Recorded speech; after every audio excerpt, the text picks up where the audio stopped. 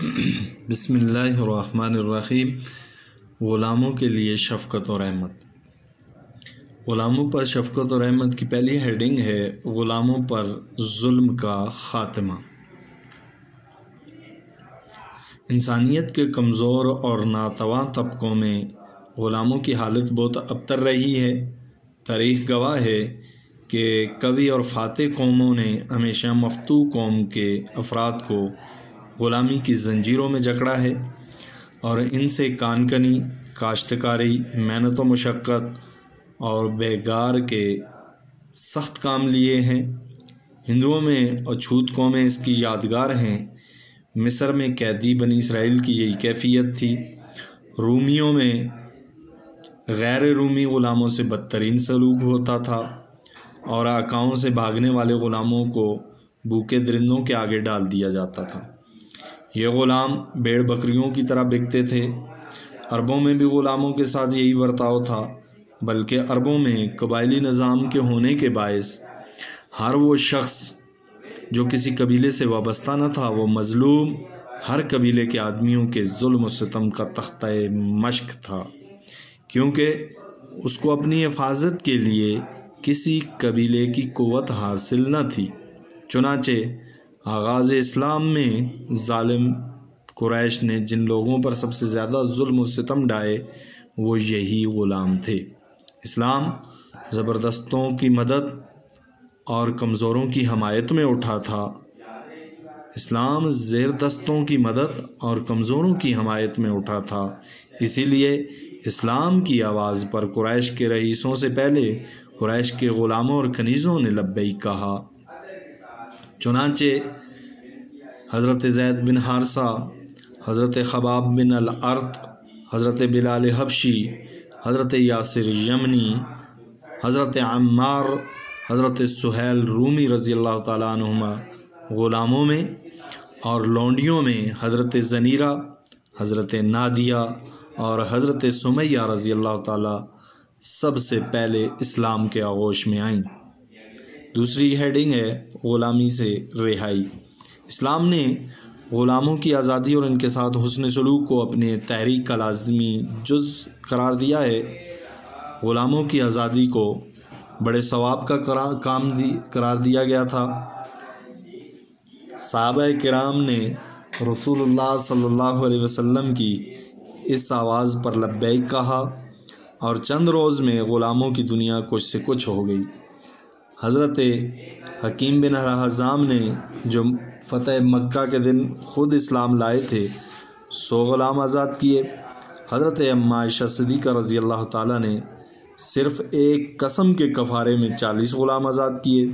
حضرت عبداللہ ابن عمر رضی اللہ تعالیٰ نے 1000 اور حضرت عبدالرحمن بن عوف رضی اللہ تعالیٰ نے 30,000 غلاموں کو آزادی کی نعمت سے نوازا تھا۔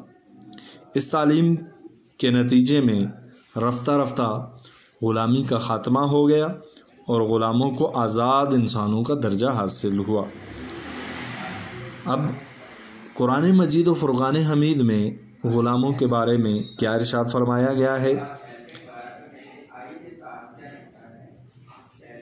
اللہ تبارک و تعالیٰ نے قرآن مجید میں فرمایا، بسم اللہ الرحمن الرحیم، وما ادراک ما العقبہ فک رقبہ۔ سورہ بلد کی یہ آیت ہے۔ اس میں اللہ تبارک و تعالیٰ ارشاد فرماتے ہیں، اور تم کیا سمجھے کہ گھاٹی کیا ہے؟ گردن سے غلامی کی رسی کو کھولنا یعنی غلام آزاد کرانا، یہ گھاٹی ہے۔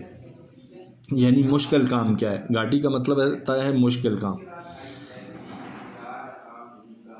اور دوسری آیت ہے وَبِالْوَالِدَيْنِ إِحْسَانًا، اور آگے چل کر کے اسی آیت کے اندر قرآن مجید میں اللہ فرماتے ہیں وَمَا مَلَكَتْ أَيْمَانُكُمْ۔ سورہ نساء کی یہ آیت ہے جس کا ترجمہ یہ ہے، اور والدین سے حسن سلوک کرو اور ان سے حسن سلوک کرو جو لوگ تمہارے قبضے میں ہوں، یعنی غلام اور کنیزیں۔ حدیث میں اللہ کے نبی صلی اللہ علیہ وسلم کیا فرماتے ہیں غلاموں کے بارے میں؟ تو احادیث میں بھی غلاموں سے حسن سلوک پر بہت زیادہ زور دیا گیا ہے اور ان کی آزادی کی ترغیب دی گئی ہے۔ جیسا کہ ان احادیث سے ظاہر ہے کہ حضور نبی کریم صلی اللہ علیہ وسلم نے فرمایا یہ جن کو تم غلام کہتے ہو یہ بھی تمہارے بھائی ہیں، جن کو اللہ نے تمہارے ماتحت کر دیا ہے، پس تم ان کو وہ کھلاؤ جو تم خود کھاتے ہو، اور وہی پہناؤ جو خود پہنتے ہو، اور ان کو اتنا کام نہ دو جو ان پر بھاری ہو جائے، اور بھاری کام دو تو اس کام میں خود بھی شریک ہو کر ان کی مدد کرنی چاہیے۔ دوسری حدیث حضور نبی کریم صلی اللہ علیہ وسلم نے فرمایا کوئی شخص اپنے غلام یا لونڈی کو میرا عبد، میرا غلام نہ کہے، بلکہ میرا جوان، میرا بچہ اور میری بچی کہے۔ اسوہ رسول سے ایک مثال لے لیتے ہیں کہ حضور نبی کریم صلی اللہ علیہ وسلم غلاموں اور زیر دستوں پر خصوصی رحمت و شفقت فرمایا کرتے تھے۔ چند واقعات پیش کیے جاتے ہیں۔ حضرت اسامہ حضرت زید رضی اللہ تعالیٰ کے بیٹے تھے۔ حضور نبی کریم صلی اللہ علیہ وسلم ان سے اس قدر محبت کرتے تھے کہ آپ صلی اللہ علیہ وسلم فرمایا کرتے تھے کہ اگر اسامہ بیٹی ہوتی تو میں اس کو زیور پہناتا۔ آپ خود اپنے دست مبارک سے ان کی ناک صاف کیا کرتے تھے۔ حضور نبی کریم صلی اللہ علیہ وسلم نے اپنے وصال سے قبل جنگ موتا کے لیے جو لشکر تیار کیا تھا اس کا سپہ سالار بھی حضرت اسامہ بن زید رضی اللہ تعالیٰ کو بنایا تھا۔